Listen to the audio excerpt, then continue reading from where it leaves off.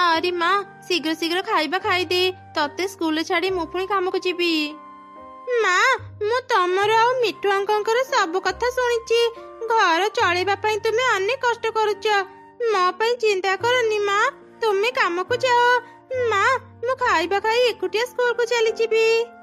ଆଚ୍ଛା ତେବେରେ ମା, ତୁ ଆଗ ଖାଇବା ଖାଇନି, ତାପରେ ମୁଁ କାମକୁ ଯିବି। ତୁ ଭଲରେ ସ୍କୁଲକୁ ଯିବୁ ଆଉ ମନ ଦେଇ ପାଠ ପଢିବୁ, ଠିକ ଅଛି? ଏମିତି କହି ମା ଚଢ଼େଇ ତା ଝିଅକୁ ଖାଇବା ଖୁଆଇଲା। ତାପରେ ସେ ଶୀଘ୍ର କାମକୁ ଗଲା।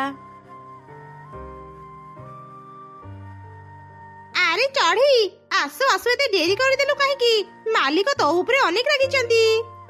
କିନ୍ତୁ ମିଟୁ ଭାଇ, ମୁଁ ତ ବେଶୀ ଡେରି କରିନି। ଯେମିତି ମୋ ଝିଅ ଖାଇବା ଖାଇସାରିଲା, ମୁଁ ଶୀଘ୍ର ଏଠାକୁ ଚାଲି ଆସିଲି। ମୁଁ ତ ଅସୁବିଧା କଥା ଜାଣି ଚଢ଼େଇ, କିନ୍ତୁ ଏ ଜମିର ମାଲିକ ଏସବୁ ବୁଝିବେନି। ତାଙ୍କୁ ଠିକ ସମୟରେ କାମ ଦରକାର। ଆଚ୍ଛା ହଉ, ଆଉ କଥା ହେବାନି, ଶୀଘ୍ର ଶୀଘ୍ର କାମ କର, ନହେଲେ କେତେବେଳେ ବି ମାଲିକ ଏଠାକୁ ଆସିଯିବେ। ଏମିତି କଥା ହେଇ ସେମାନେ ଚିଲ ଜମିରେ କାମ ଆରମ୍ଭ କଲେ। ଠିକ ସେହି ସମୟରେ ଚିଲ ସେଠାକୁ ଆସିଲା। କିଏ ରେ, ଜମିଦାର ଘର ବୋହୂ, ଆଜି ଆସୁ ଆସୁ ଏତେ ଡେରି କରିଦେଲୁ କାହିଁକି? ଆଜି ତୁ ଅଧା ଟଙ୍କା ପାଇବୁ। ନା ନା ଚିଲ ଆଜ୍ଞା, ମୋ ଟଙ୍କା କାଟନ୍ତୁନି। ଦରକାର ହେଲେ ମୁଁ ରାତି ଯାଇ କାମ କରିବି, ତଥାପି ମୋ ଟଙ୍କା କାଟନ୍ତୁନି। ଆଚ୍ଛା ଠିକ ଅଛି, ତୁ ଯଦି ଆଜି ରାତି ହେବା ଯାଏ କାମ କରିବୁ, ମୁଁ ତ ଟଙ୍କା କାଟିବିନି। ହଉ ଯା, ଏବେ କାମ କର। ଏମିତି କହି ଚିଲ ସେଠାରୁ ଚାଲିଗଲା। ଚଢ଼େଇ ଆଉ ମିଟୁ ମନ ଦେଇ କାମ କଲେ। ଦେଖୁ ଦେଖୁ ସନ୍ଧ୍ୟା ହେଇଗଲା। ଆରେ ଚଢ଼େଇ, ମୋ କାମ ସମୟ ସରିଗଲା। ମୁଁ ଏବେ ମୋ ପାରିଶ୍ରମିକ ନେଇ ଘରକୁ ଯିବି।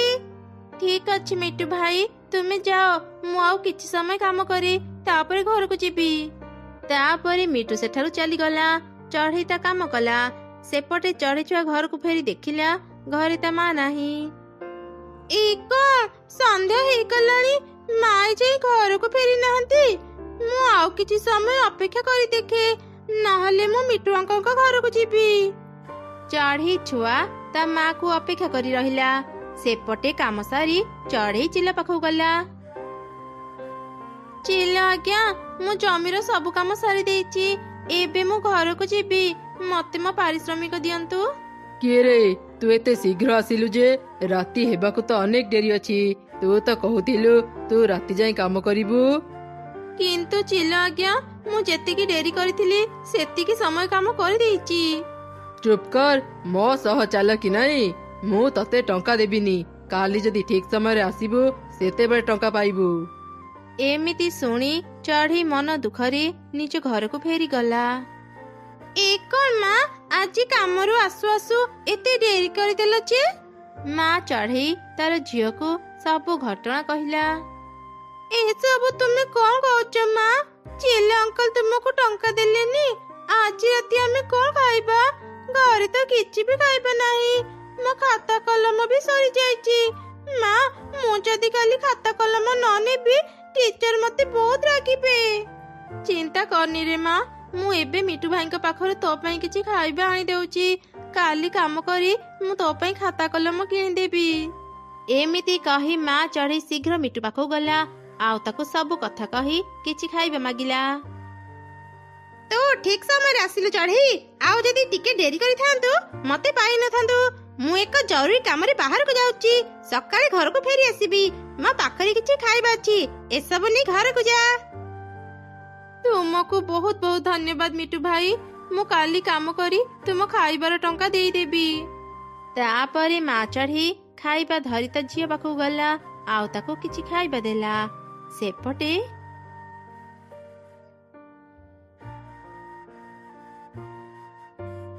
ଆରେ ଆରେ, ରାତି ହେବାକୁ ବସିଲାଣି।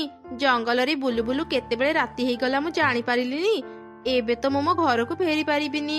ରାତି ହେବା ମାତ୍ରେ ପିଶାଚୀ ମାନଙ୍କ ଆତଙ୍କ ବଢିଯାଏ। ଏବେ ଘରକୁ ଗଲେ ମୁଁ ବିପଦରେ ପଡିଯିବି। ଆଜି ରାତି ମୁଁ ଏ ଜଙ୍ଗଲରେ ରହିଯାଏ, ସକାଳ ହେବା ମାତ୍ରେ ମୁଁ ଏଠୁ ଚାଲିଯିବି।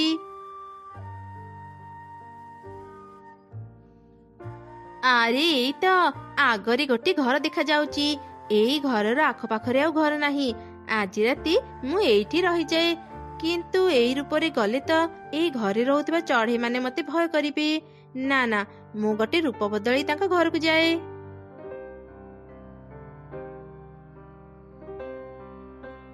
ଆରେ ଆରେ ଇଏ କଣ ଶିଆଳ ଆମ ଘରକୁ କେମିତି ଆସିଲା?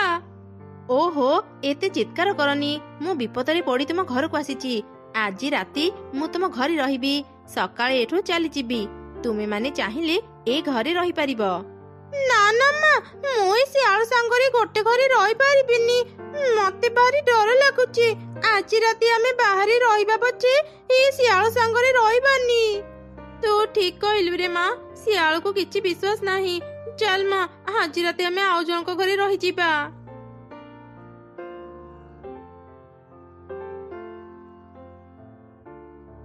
ଯା ହଉ ଏମାନେ ଏଠୁ ଚାଲିଗଲେ।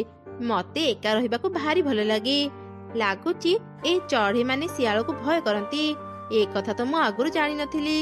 ଚଢେଇ ମାନେ ମୋ ପାଇଁ ଆଜି ବାହାରେ ରହିବେ, ତା ବଦଳରେ ମୁଁ ସେମାନଙ୍କୁ କିଛି ନା କିଛି ଉପହାର ନିଶ୍ଚୟ ଦେବି। ଏମିତି ଶିଆଳ ପୁଣି ଥରେ ପରି ହେଇଗଲା। ଆଉ ସେ ତା ଯାଦୁ ଶକ୍ତିରେ ଚଢେଇର ଘରକୁ ସୁନା ଘର କରିଦେଲା। ତାପରେ ସେ ଆରାମ କଲା। ସେପଟେ ଚଢେଇ ଏ ସବୁ କିଛି ନ ଜାଣି କାଉ ଘରକୁ ଯାଇ ତାକୁ ସାହାଯ୍ୟ ମାଗିଲା। କାଉ ଭାଇ, କାଉ ଭଉଣୀ, ଦୟାକରି ମତେ ଟିକେ ସାହାଯ୍ୟ କର। ଆମ ଘରେ ଶିଆଳ ପଶିଛି। ଆଜି ରାତି ଆମ ମା ଝିଅଙ୍କୁ ତୁମ ଘରେ ଆଶ୍ରୟ ଦେଇଥାଅ। ଓହୋ, ରାତିଟାରେ ଏମିତି ପାଟି କାହିଁକି କରୁଛୁ କହିଲୁ ଚଢେଇ? ତୋ ଘରେ ଶିଆଳ ପଶିଲା କି ବାଘ ପଶିଲା, ସେଥିରେ ଆମର କଣ ଯାଏ ଆସେ? ଏମିତି କୁହନ୍ତୁନି ଆଣ୍ଟି, ଆମେ ବହୁତ ବିପଦରେ ପଡି ଏଠାକୁ ଆସିଛୁ। ବାହାରେ ବହୁତ ଥଣ୍ଡା ଲାଗୁଛି। ଏତେ ବଡ ଶୀତ ରାତିରେ ଆମେ ବାହାରେ କେମିତି ରହିବୁ କହିଲ? ଆମକୁ ଟିକେ ସାହାଯ୍ୟ କର ଆଣ୍ଟି। ବାଃ ବାଃ, କେତେ ସୁନ୍ଦର କଥା କହୁଛୁ ଚଢେଇ ଛୁଆ। ଏ ସବୁ କଥା ତତେ କିଏ ଶିଖେଇଛି? ନିଶ୍ଚୟ ତ ମା ଶିଖେଇଥିବ। ତମେ ମାନେ ଯାହା କହିଲେ ବି ଆମ ଘରେ ରହିପାରିବନି। ଏବେ ବିରକ୍ତ ନ କରି ଏଠୁ ଚାଲିଯାଅ। କାଉ ମାନେ ଚଢେଇ ମାନଙ୍କୁ ତାଙ୍କ ଘରୁ ବାହାର କରିଦେଲେ। ମନ ଦୁଃଖରେ ଦୁଇ ଚଢେଇ ସେଠାରୁ ଉଡି ଚାଲିଗଲେ। ସେମାନେ ଯାହା ପାଖକୁ ବି ଗଲେ କେହି ବି ତାଙ୍କୁ ଆଶ୍ରୟ ଦେଲେନି। ମା, ମା, ମତେ ଭାରି ଥଣ୍ଡା ଲାଗୁଛି। ମା, ତୁ ମୋ ପାଖକୁ ଆ, ମୁଁ ତତେ ପତ୍ରରେ ଘୋଡେଇ ଦେବି। ଆଜି କଷ୍ଟ କରି ଏ ଶୀତ ରାତି ପାର କରିଦେବାରେ ମା, ସକାଳେ ଆମେ ଆମ ଘରକୁ ଯିବା। ଏମିତି କଷ୍ଟ କରି ଦୁଇ ଚଢେଇ ସେ ଶୀତ ରାତି ପାର କରିଦେଲେ। ସକାଳେ ସେମାନେ ନିଜ ଘରକୁ ଫେରି ଆଶ୍ଚର୍ଯ୍ୟ ହେଇଗଲେ। ଏଇ କଣ ସୁନା ଘର? ମୋ ସାଧାରଣ ଘର ପରିବର୍ତ୍ତେ ଏଠି ସୁନା ଘର ଅଛି। ଏସବୁ କେମିତି ସମ୍ଭବ? ଏସବୁ କିଛି ସେ ଶିଆଳର କାମ ନୁହଁ ତ? ଶିଆଳର କାମ ମାନେ? ସେ ଶିଆଳ ନଥିଲା ବୋଧେ ମା, ସେ ନିଶ୍ଚୟ ଆଉ କେହି ହେଇଥିବ। ଆଉ ସେ ଯାଦୁ ବି ଜାଣିଥିବ। ନହେଲେ ଏମିତି ସାଧାରଣ ଘରକୁ ସୁନା ଘର କିଏ କରିବ? ଚାଲ ନା ମା, ଘର ଭିତରକୁ ଯିବା। ଚଢେଇ ଆଉ ତାର ଝିଅ ଘର ଭିତରକୁ ଯାଇ ଦେଖିଲେ ଘର ଭିତରେ ଅନେକ ସୁନା ଟଙ୍କା ହୀରା ଭର୍ତ୍ତି ହେଇଅଛି। ଏସବୁ ଦେଖି ସେମାନେ ଅନେକ ଖୁସି ହେଇଗଲେ। ଧୀରେ ଧୀରେ ଶିଆଳ ଆଉ ଚଢେଇର ସୁନା ଘର ପାଇବା କଥା ଜଙ୍ଗଲରେ ସମସ୍ତେ ଜାଣିଗଲେ। ଦୁଇ କାଉ ବି ଚଢେଇର ସୁନା ଘର ଦେଖିବାକୁ ଆସିଲେ। ଏଇ କଣ, ଯୋଉ ଚଢେଇକୁ ଆମେ ରାତିରେ ଆଶ୍ରୟ ଦେଲେ ନାହିଁ, ସେଇ ଚଢେଇ ଗୋଟିଏ ରାତିରେ ସୁନା ଘରର ମାଲିକ ହେଇଗଲା। ଆରେ ଶୁଣ ନା, ମତେ ବି ଗୋଟେ ଏମିତି ସୁନା ଘର ଦରକାର। ଆରେ ଆମେ କଣ ଭାବିଦେଲେ ପାଇଯିବା? ତୁ କଣ ଶୁଣିନୁ? ଚଢେଇ ଘରେ ଶିଆଳ ପଶିଲା ପରେ ହିଁ ସେ ଏମିତି ସୁନା ଘର ପାଇଲା। ଆମେ ସେମିତି ଶିଆଳ ପାଇଲା ପରେ ସିନା ସୁନା ଘର ପାଇବା। ଚାଲ ନା, ଆମେ ଜଙ୍ଗଲ ଭିତରେ ଶିଆଳକୁ ଖୋଜିବା। କୋଉଠି ନା କୋଉଠି ଆମେ ଶିଆଳକୁ ପାଇଯିବା।